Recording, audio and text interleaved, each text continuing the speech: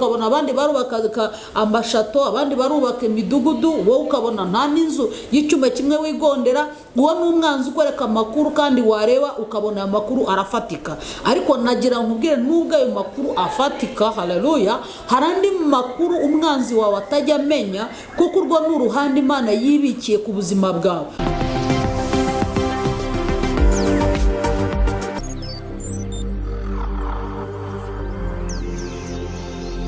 Twongeye kubasuhuza nshuti bene data bakundwa, abaduteze amatwi ku Kwezi TV. Imana muri baho umugisha. Uyu ni wa mwanya rero twongeye kugaruka kugira ngo tuganire ku ijambo ry'Imana, ubutumwa bwiza buhindura, busa n'imitima, bubasha kububaka, ukatwubaka mu bugingo dushingiye ku byo ducamo. Ko hari imihangayiko myinshi tunyuramo, tubamo, akenshi imitima yacu ikanamuka, tugacika intege, tukiheba, tukava mu bwiza bw'Imana, cyangwa se tukava gutandukira, twumva ko Imana idashoboye. Nagira mbabwire ko Imana yacu rero yihagije, ishoboye. Waba uri muzima, waba urwaye, waba ufite ibibazo bigiye bitandukanye, Imana iri mu bugufi bwawe, iri iruhande rwawe kugira ngo igukomeze, kandi ntabwo izagusiga, kuko n'isezerano dufite yavuze ko itazadusiga, itazaguhana. Rero nagira ngo ubwire wowe unteze amatwi udukurikiye, kugira ngo ukomere kandi wumve yuko utari wenyine, ahubwo Imana muri kumwe. Rero amazina yanjye yandi ni Pastor Fanny. Imana iduhana umugisha, kandi wowe udukurikiye ntiwibagire gukora subscribe kuri iyi channel, kugira ngo ujye urushaho kugenda ubona ubutumwa bwiza, ndetse ubona n'ibiganiro bigiye bitandukanye by'uburyo bwose.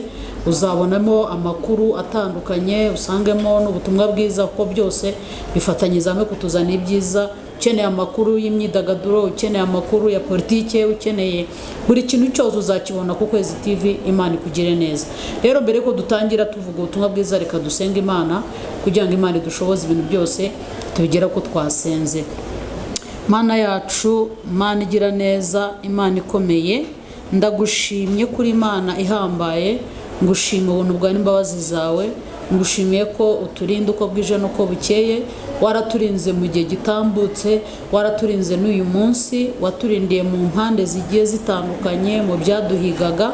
Buri umwe wese rero wabaye mu ruhande rwe, kandi umugira neza, abona gukomera kwawe, abona ukuboko kwawe, kandi n'uwagutakiye ukaba utaramusubiza, ndizera neza nashidikanya ko nawe umutegeye agutwi, kandi ugiye kumugira neza. Bisabye nizeye mu izina rya Yesu, amen. Twihuse rero reka dusome ibyanditswe byera tubona mu Bami ba kabiri, ibice byaho 6 ku murongo waho wa 8. Haravuga ngo muri iyo minsi umwami w'Isiriya ararwana n'Abisirayeli, maze ajya inama n'abagaragu be, aravuga ati, ibunaka niho hazaba urugerero rwanjye. Ariko uwo muntu w'Imana agatuma ku mwami w'Abisirayeli ati, wirinde guca ibunaka, kuko ariho Abisirayeli bamanukana kugutera. Umwami w'Abisirayeli nawe agatuma umuntu waho aho ngaho. Umuntu w'Imana yabaga avuze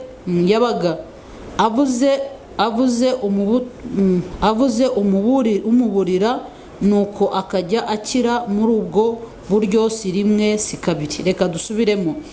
Muri iyo minsi umwami w'Isiriya yarwanaga n'Abisirayeli, maze ajya inama n'abagaragu be, aravuga ati, ibunaka niho hazaba urugerero rwanjye. Ariko uwo muntu w'Imana agatuma ku mwami w'Abisirayeli ati, wirinde guca ibunaka, kuko ariho Abasiriya bamanukana kugutera. Umwami w'Abisirayeli nawe agatuma umuntu aho ngaho. Umuntu w'Imana yabaga avuze amuburira, nuko akajya akira muri ubwo buryo, si rimwe si kabiri. Imana itugire neza cyane. Aha turabona abami babiri, umwami w'Abasiriya n'umwami w'Abisirayeli. Bari abami bahoranaga iteka, bahoranaga intambara, bahoranaga icyo nakwita nk'inzigo, bahoranaga barebana amaso ku yandi, barebana, bahora bahanganye, barwana nk'igihugu gitera ikindi.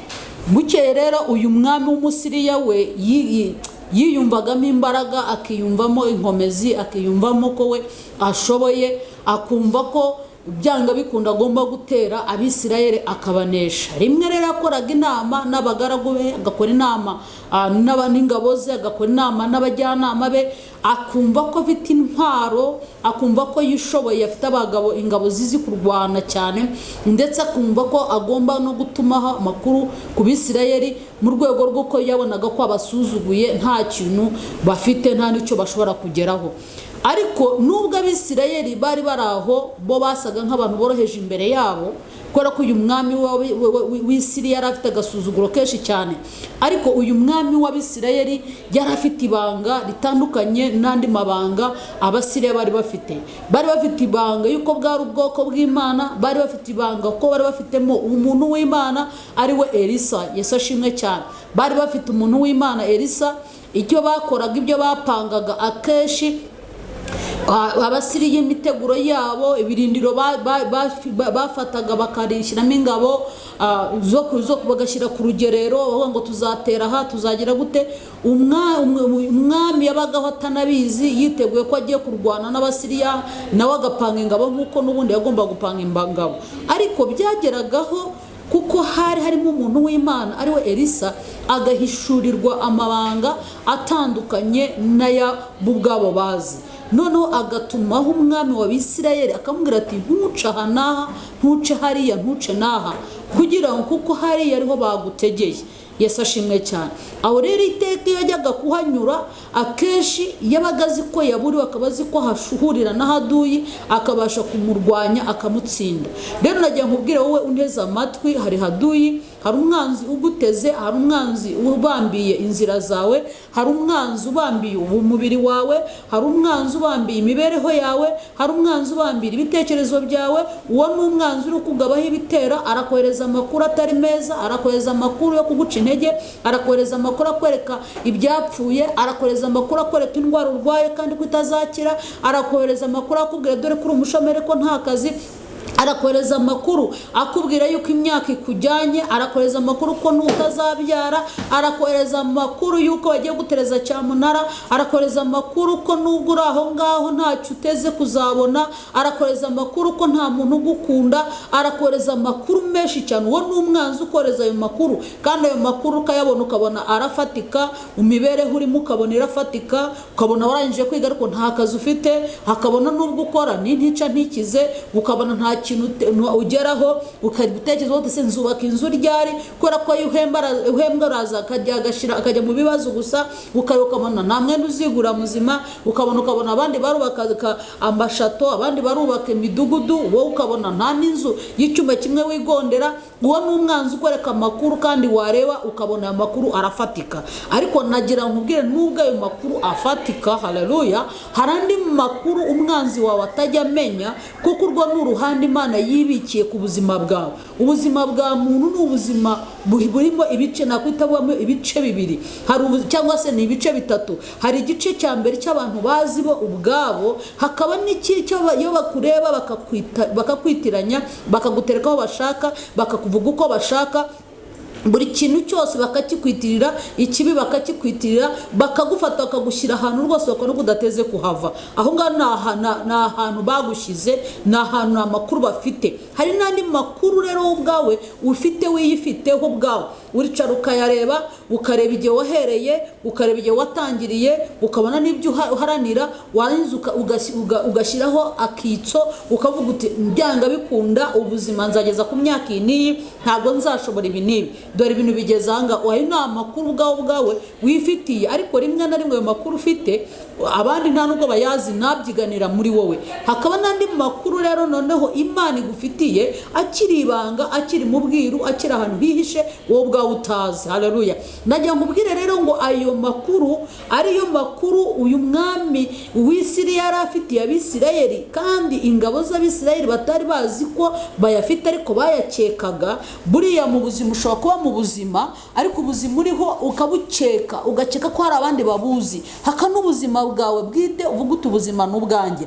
Rero aba Bisirayeli bari bazi ko bakekaga amakuru, bakekaga intambara, bakekaga ko umwanzi wabo ariho ategurira intambara yo kubarwanya, ariko hari andi makuru batari bazi. ntabwo bari bazi aho bihishe, ntabwo bari bazi aho babategeye. Ayo makuru rero niyo noneho yagaragariraga aciye muri Elisa umuntu w'Imana. Rero nicyo cya gihande bwa buzima bwa muntu uba ufite Imana igufiteho amakuru wowe ubwawe utazi. Ayo makuru rero utazi Imana igufitiye niyo nakubwira ngo ayo niyo ajya atungurana, akagutungura, karangiza agatungura n'abantu inshuti zawe muri sosiyete.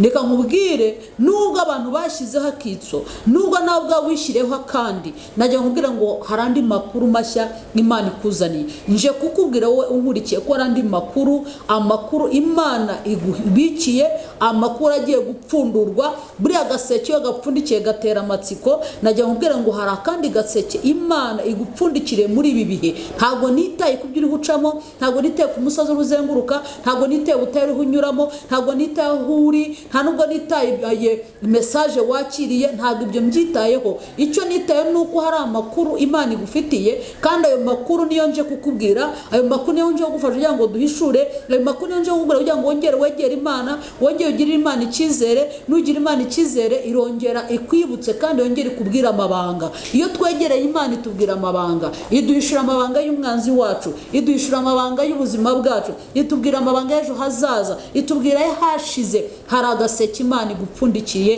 kandi ako kazaba. Ngo niyo mpamvu rero ngo uyu muntu w'Imana ahangaha ku murongo wa 9 ngo ariko uwo muntu w'Imana agatuma ku mwami w'Abisirayeli ati wirinde guca ibunaka. Haleluya.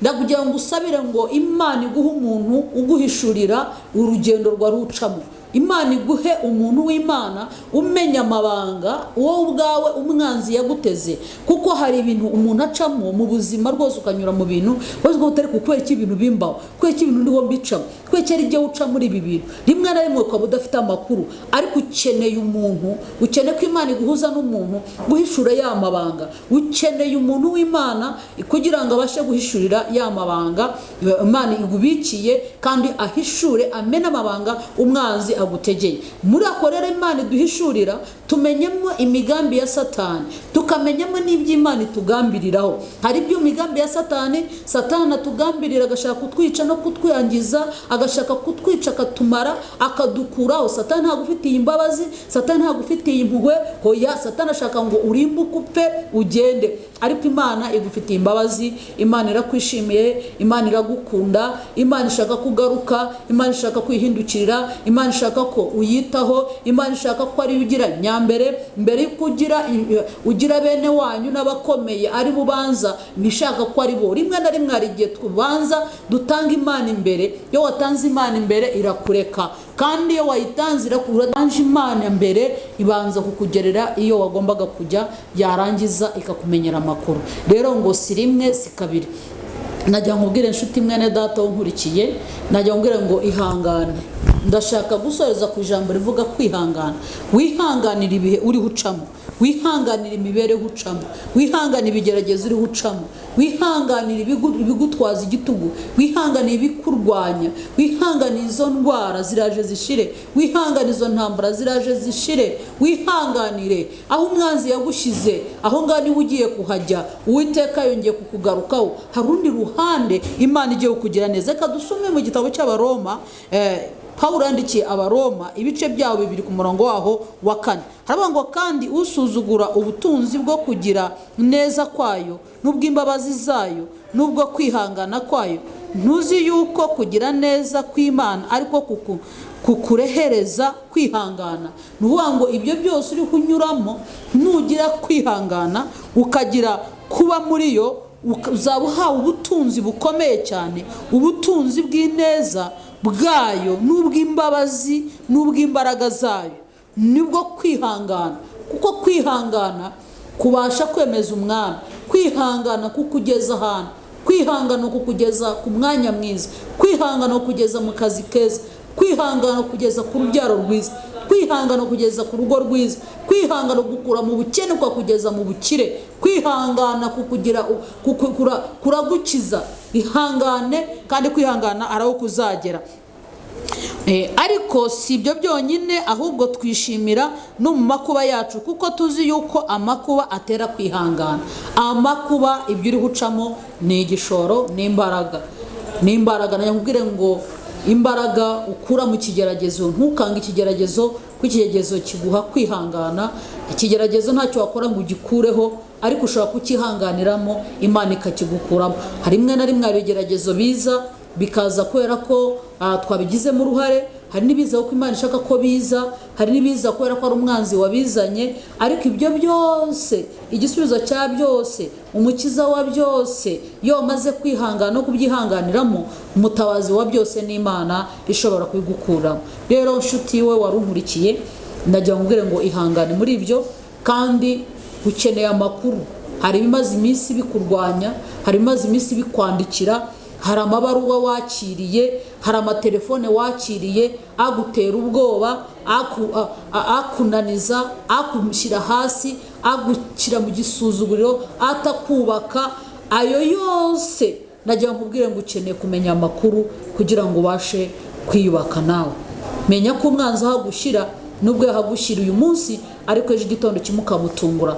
Nk'uko uyu mwami w'Abasiriya yari azi ko azashyira hasi Abisirayeli, ariko umwami w'Abisirayeli yari afite amakuru, kuko ari kumwe n'umuntu w'Imana, yarangiza akabasha kumuhindura, akabasha kumubwira ati ntuce ahangaha, ntuce hariya, dore umwanzi yaguteze.